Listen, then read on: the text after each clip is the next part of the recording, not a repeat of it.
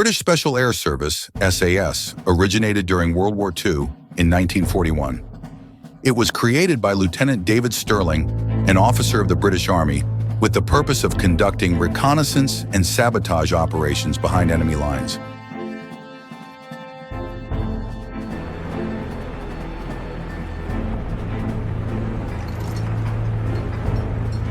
In February 1941, a newly promoted German general arrived at the Libyan port of Tripoli.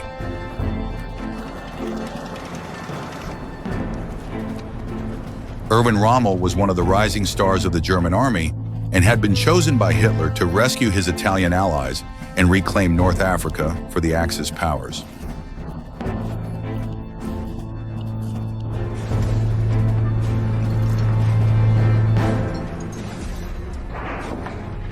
The first units of his Africa Corps quickly disembarked. About 16,000 men and more than 100 tanks had been diverted from the European front.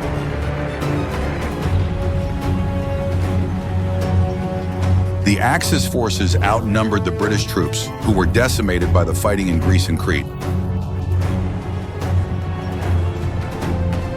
Stirling believed that conventional tactics were not enough to confront the Axis forces and proposed the creation of a unit specialized in raids and ambush operations.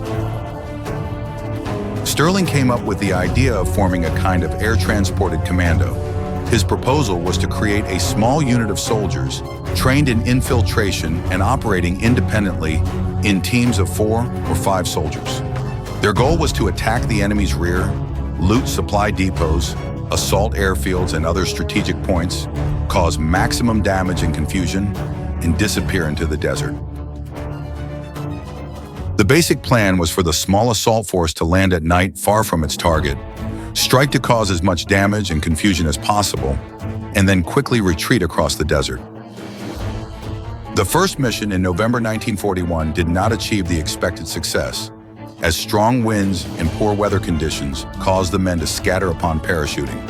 After this notable failure, Stirling's men regrouped with the long-range desert group, the LRDG, and returned to base. And Stirling then decided to change the mode of operation by approaching the targets with LRDG vehicles. The unit was called the L Brigade of the SAS, with the intention of confusing the enemy, who would think it was a paratrooper unit and assume that the British had deployed those battalions to the Middle East. Among its most notable members were Robert Mayne and Jock Lewis.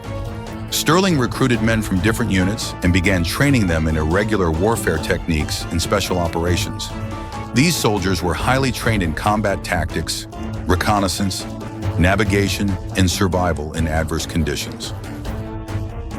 From then on, several highly successful operations took place, and by early 1942, the SAS was already one of the most feared forces.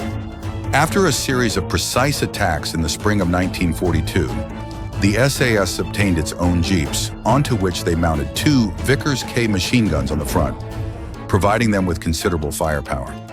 The SAS earned a formidable reputation during World War II for their daring, skill, and ability to inflict damage on the enemy with relatively few resources.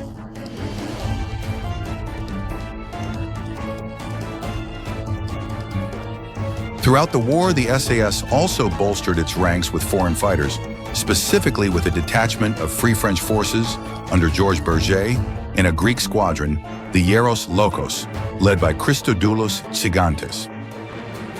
A lesser-known fact of great interest is that there were at least 8 Spanish combatants in the SAS.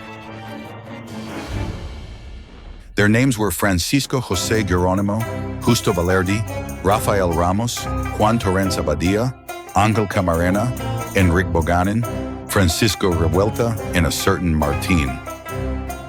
If you'd like to know more about these 8 Spaniards who served in this elite British unit during World War II, let me know in the comments, and I'll soon make a video recounting their feats.